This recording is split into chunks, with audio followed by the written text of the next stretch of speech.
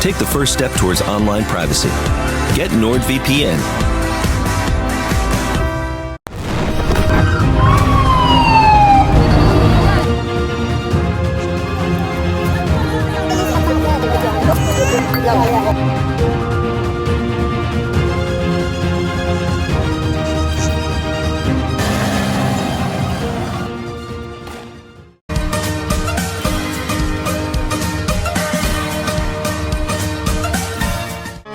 Take the first step towards online privacy. Get NordVPN.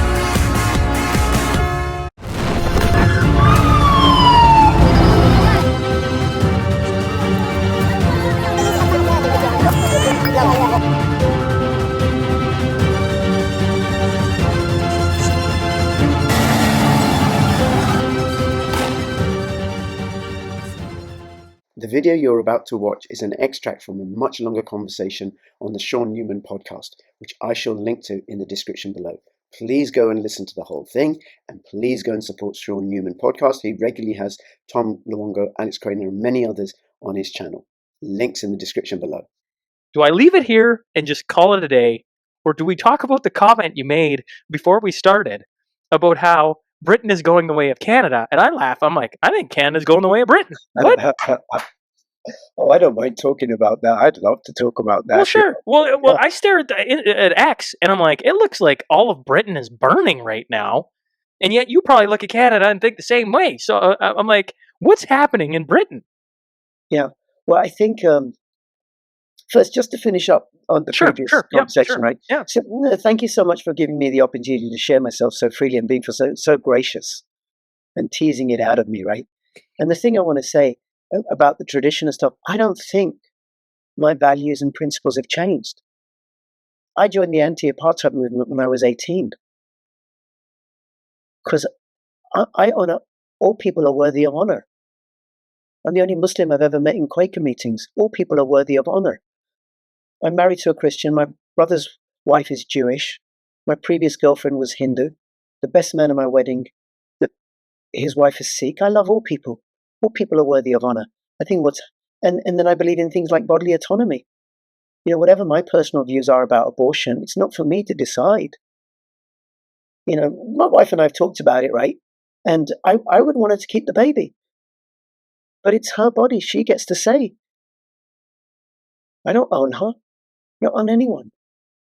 And similarly, nobody owns me. I don't own you, Shaun. You don't own me. Let's dance. Consensually, of course. Right, so, no, but the world has shifted. And in the background is this looming monetary collapse because the debts can't be repaid. They got to get something in before it all collapses so they can retain power. And how do they do that? By throwing up these crises, these conditions that lead us along the way to a CBDC, biometric digital IDs, techno-feudalism, and then we're owned. But they got to do it in a way that we don't notice. They can't do it the way Pol Pot did in Khmer Rouge, because it's too obvious, too brutal. And they can't do it the way Stalin did with Holodomor in Ukraine. And they want to keep everything intact. Let's do it this way. Let's tell people there's something really terrible to be afraid of out there. And then what they need to do is stay indoors. And then what they need to do is listen to us, and we will rescue them. And we'll keep them safe from this risk, this danger. And it might mean that this thing that's out there that's so dangerous, we have to suppress it and contain it and demonize it in order to protect you. And 4 years ago, it was this mythical virus. And now it's the far right. Today, in the local authority that I work for, our instructions were just to work from home because it's too dangerous to go outside. And okay, this is lockdown 2.0. So what they're doing is the similar sort of stuff that I saw Trudeau do in Canada. Same playbook or same outcome. you had to be afraid of those racist, white supremacist, far-right truckers, 20% of whom are Sikh, I understand, because and the vast majority of whom had had the injections anyway. Those racist, far-right, right-wing, injected Punjabi Sikhs, they're dangerous, right? It's just completely absurd. So there's the Cloward Piven strategy is at play. So if I take it back a little bit, right, here's what's happened. One of the things I noticed during lockdown, and I fell for lockdown for the first 6 weeks, I confess. And then I woke up to it. Like, why am I just going along with what the government's saying blindly? Let's start digging into this, right? But I noticed it was odd to me that different governments of different political hues were doing the same thing. Whether it's New Zealand, Australia, Cyprus, Greece, Germany, Italy, Portugal, Canada, blue states in the US, all doing the same thing. It's like, why this uniformity? Why not the Social Democrats doing something different from the Greens, doing something different from the Conservatives, doing something different from the Liberals? It doesn't make sense. And then, a rule would come out in Cyprus, and then other countries would follow along. The problem in the UK for the WEF is this rump of liberty-loving, right-wing traditional conservatives. When they had the vote in the UK about the vaccine mandate for health workers, 8 MPs from the opposition bench voted against it, including Jeremy Corbyn and Diane Abbott. Only 8. 100 Conservative MPs voted against it. And those that, they're Brexit-minded, they believe in things like family and church and small business, and your home is your castle, all those sort of ridiculous English notions that have shaped English culture and British culture. So what I said was, the Tories are going to do such an awful, awful job that they're going to hand Labour a massive majority, no opposition, and Keir Starmer will be much, much worse than the Tories ever were. And that's what's happened. And people haven't gone for Keir Starmer because he's a visionary, because he's so inspiring, because he stands for something so worthwhile. No, because the alternative was so bad. Sunak, during the election campaign, said, if we get back into power, we're going to bring in conscription. What? That's a vote winner? Are you insane? No, that was deliberate. That was absolutely deliberate. So now we have a situation where we have 1 in 5 Britons, 1 in 5 of the electorate voted for Keir Starmer, who has this massive majority. He's purged the Labour Party of the liberty-loving left. And I would have said, that's my heritage. I'm left-wing. I joined the Labour Party to support Jeremy Corbyn. I'm from the libertarian-loving left. There are some of us who call us anarchists or something, but I've never studied it. I want power and decision-making as decentralized as possible. And thanks to Tom, I now understand sound money more and more, right? So he's converting me there, right? So then, what's Starmer going to do? He's going to do the Great Reset on steroids, because they've got to get it in before everything collapses. And he's got no opposition, not in Parliament. So then he has to suppress any opposition. And how he does that is by putting mechanisms in place right now to suppress opposition. So arresting people for Facebook posts. And then what you do is you other. You know about othering? No, I have all my life been othered. I've been othered as a Paki. I've been othered as a Muslim. I've been othered because of my left-wing views. I must be a communist. I've been othered as a ANC sympathizer. I've been othered as Putin's puppet. I've been othered as an anti-vaxxer, as a conspiracy theorist, as a climate denier. I'm sure you now see yourself how you've been othered. I've been othered a lot then. You've been othered a lot, but governments do that. Countries do that on a larger scale. Muslims are terrorists. Jews all hate Muslims. They're all murderers. People get othered en masse. So that happens at different scales. So now what's happening is that Britons are being othered. Local people are being othered. And what's missing from people like you and I may have done this, by the way, but others, is an upgrade of our conversation. I'll come back to this, right, in a moment. So the government is stoking, in my opinion, the UK government is stoking conflict with its statements and its deliberate activities. I was in the UK, in London, when the National Front, an openly racist party, were having demonstrations. I was in London when there were the riots of the 80s and the 90s. We weren't told to stay at home. Be afraid, be afraid, be afraid. In the little town that I work in, which is very, very middle class, there's no risk there. In the city where I live outside of London, there's no risk here. Be afraid, be afraid, be afraid. So my colleagues are afraid to go out. And what you've got to be afraid of are the far right. Everybody's far right now. I'm far right because I don't believe in open borders. And then I have conversations with my family and friends, and they're like, well, how can you ally yourself with the racists and the xenophobes and the, those Nazi extremists? And I think what's missing is an upgrade. So I take it, Shaun, you didn't have those toxic mRNA injections. I did not. Right. My children didn't have regular vaccines either. Some people, their children had the vaccines. And along comes this mRNA vaccine, and they relate to it like it's the same thing. Like it's a regular vaccine. No, this is not the same thing. This is not a vaccine like the others. By the way, last year I had the yellow fever vaccine. I consulted with a few people. I was going to Sierra Leone, and I couldn't get in without a yellow fever vaccine, and I decided to have the yellow fever vaccine. But that's not like the mRNA injection, which I don't call a vaccine. So there was no upgrade. People just related to it as the same. So when it comes to immigration, in Britain, it's been like this in modern times.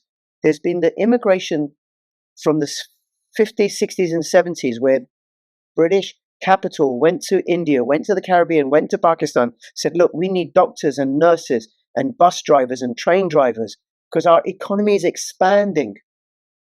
Come and work.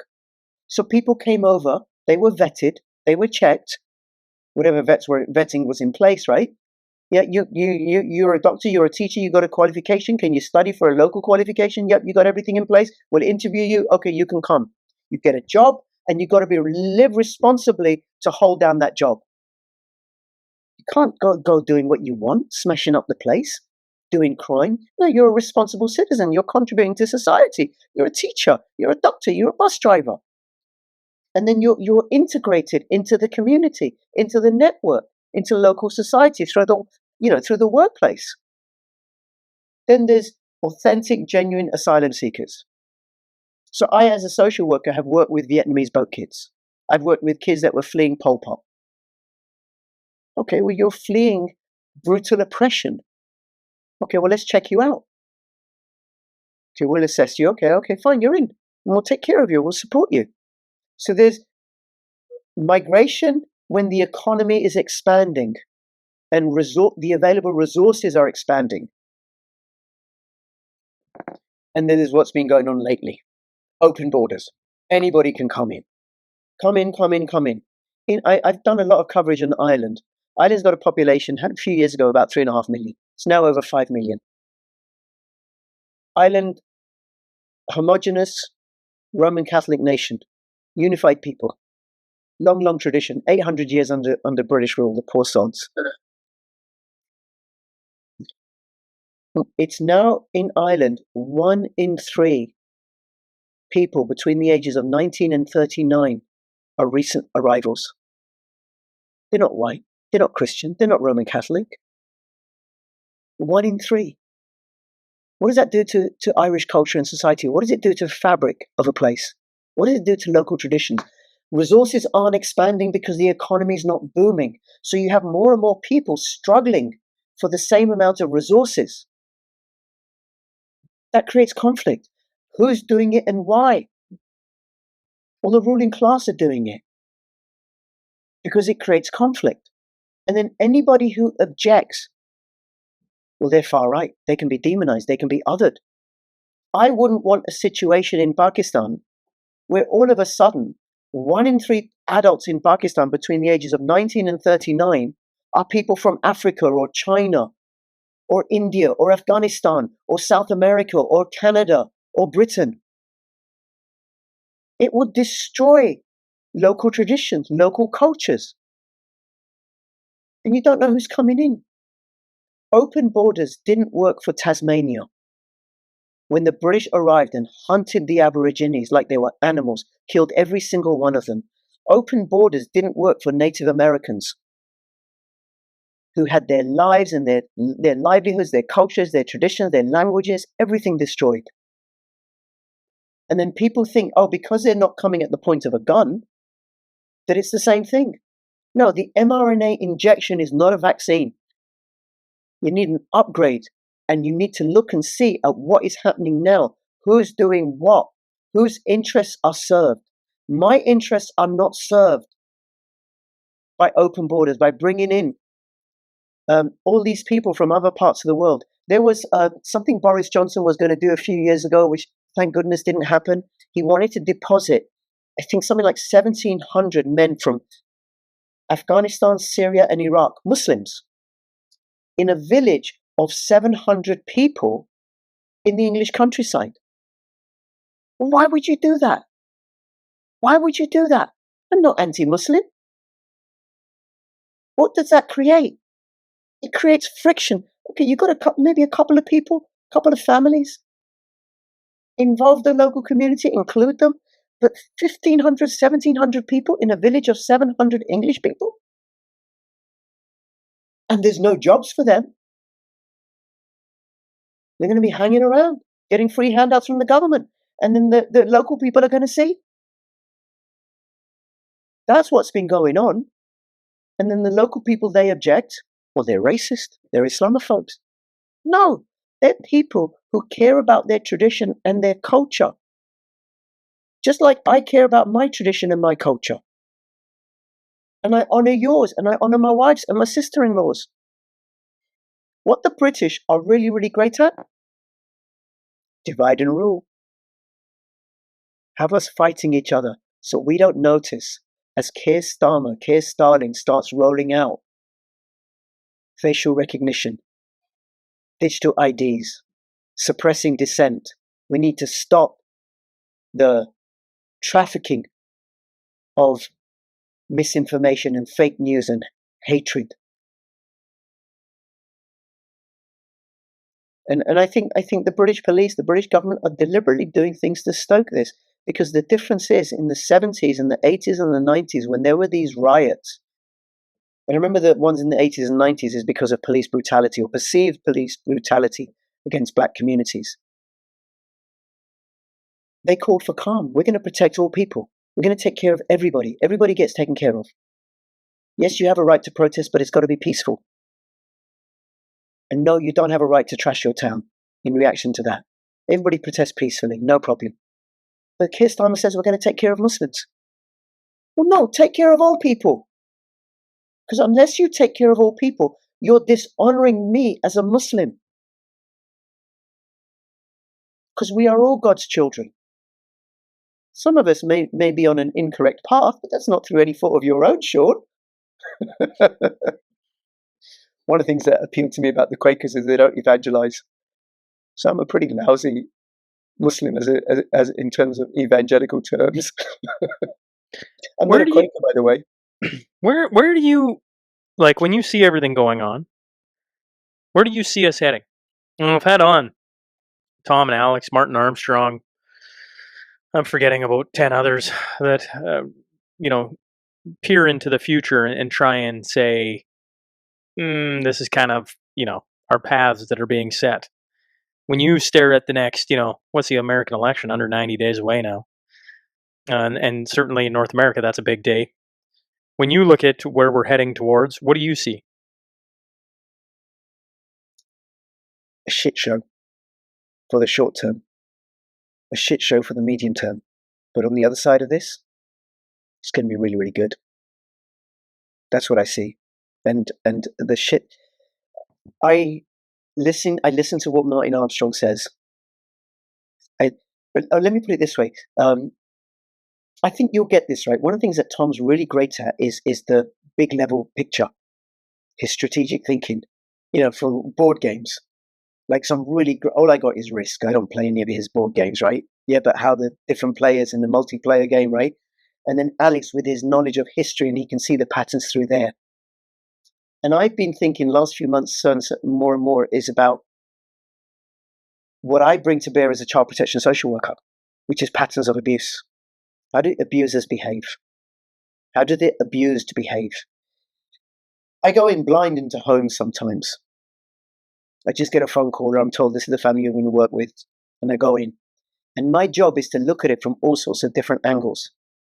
So what's the mum saying about what's going on? What's the dad saying about what's going on? What are the grandparents saying? What are the different kids saying? What's the school saying? What's the GP saying? What's the health visitor saying? What are the police saying? To get as holistic a picture as possible. So I find it very, very easy. And that comes naturally to me. Plus, I've developed that. So I find it very, very easy to draw on different strains. And I don't talk about all of them on my videos and stuff. So I listen to what Tom is saying. I listen to what Alex Craner is saying. I listen to Martin Armstrong. I listen to others. I look and see myself how it's playing out. I bring what I know about money, and I bring what I know, the little that I know about history, and how history repeats itself, and how people operate when financial integrity collapses, because there's no integrity in fiat currency. It's a really poor foundation, and eventually it always collapses. I listen to astrologers. I listen to other practitioners in that whole sort of domain. I don't discount any of it. I see how it plays out. So that in the first 6 weeks of lockdown, I was listening to people like Dr. Vernon Coleman and Jeff Berwick, and they were saying it's all a scam, it's all a scam, it's all a scam. Alex Jones, it's all a scam, it's all a scam. They're going to bring in digital IDs. I couldn't see it then, but I carried on listening to them. Let me see how it plays out. Oh, they turned out to be correct. They got an eye on something that I can't see. Well, let me look through what they're saying through their filters and add it to the picture. So there are changes happening at a cosmic level, at a stellar level. And I started doing more and more videos about this, by the way, right? And it ties in with a lot of the work that Graham Hancock is doing, or has done. It ties in with Hindu philosophy of the Yuga cycles. And it kind of fits with what Tom and Martin and Alex Craner and many others are saying. Things are breaking down. They're breaking down at an energetic level, and we are nothing but energy. They're breaking down at a cosmic level. They're breaking down at a monetary level. They're breaking down at a political level. They're breaking down at a societal level. They're breaking down at the level of family. Where you have parents or the state. How's this for a fractal? The state encouraging the mutilation of children by telling children there's something wrong with them and that they need to do some sort of gender intervention. Well, I know that as a child protection social worker, that's Munchausen syndrome by proxy, or fabricated and induced illness. There's something wrong with you and you need this medical intervention. It's a very dangerous, evil and pernicious form of child abuse. And the government is doing that to children through the trans agenda. So, oh, Shaun, you got so much out of me. Well, I promise this. I answered your question. Yeah, I think you said it right off the hop. But I can't remember if you used the word chaos. That's the word that comes to memory. You said chaos in the short term, chaos in the medium, and then in the long term, we come out on the better side of this. Yep. And to me, what comes to mind is the whole strong men create good times. Good times create weak men create hard times, and we're walking into hard times. How long does hard times last? I don't know. I don't think Keir Starmer is going to last. He's not going to last. And why I say that is because he's talentless. He's a midget. There are people like Nigel Farage and George Galloway, and even, people like even Tony Blair. They had some political acumen. George Galloway, Nigel Farage definitely do. Margaret Thatcher, Arthur Scargill. They were political heavyweights. They knew how to play the game. Starmer, it really is a puppet. He reads a speech and he's looking at every 2 seconds. He's looking at it. Farage and Galloway and Thatcher, they can speak from the heart because they believe in what they're saying, and they can have people come around them. People aren't going to come around Starmer. They're only operating because they're afraid or because they're paid to do so. But how long can you have people's loyalty like that when the police are going to be enforcing the very same restrictions that their family and friends are going to be suffering from? Longer than you think. That's the only thing I would say to that. But Starmer doesn't have any political acumen, and he has no support. There's no support. Things are going to get really, really rocky in the UK, and I think Starmer's going to go. Now, when an abuser goes, what often happens is that the victim, the abused person, ends up with another abuser. It's one of the things I deal with as a social worker. But at some point, the abused person wakes up, says no, you are the same as the other one, not having you either. And I think more and more people are going to be waking up to that. More and more people are going to be waking up to that. And then what there is for us to do, given what's going on in the world and what I think is going to come to Canada, because you've been importing people as well, it's going to come to it. They've been doing it in Europe. They've been doing it in Australia. They've been doing it in the United States. Is we got to come together, because the people that arrive, it doesn't serve them either.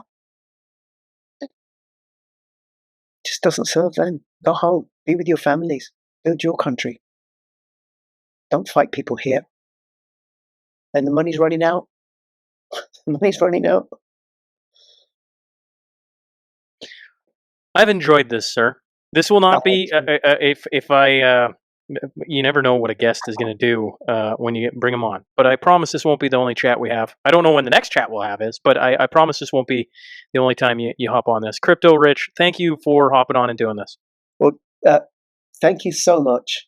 Thank you for giving me the opportunity and for surprising me that I said all the stuff that I said, because it's not what I normally talk about. Really, really appreciate it, Shaun. Where before I let you off, where can people find you if they've enjoyed the chat? It's bit.ly, which is bit.ly/CryptoRich Odyssey, CryptoRich 3Speak, CryptoRich Podbean, CryptoRich Rumble. And then, of course, my Twitter, which is @CryptoRichYT. I got a Telegram group where there's no discussion because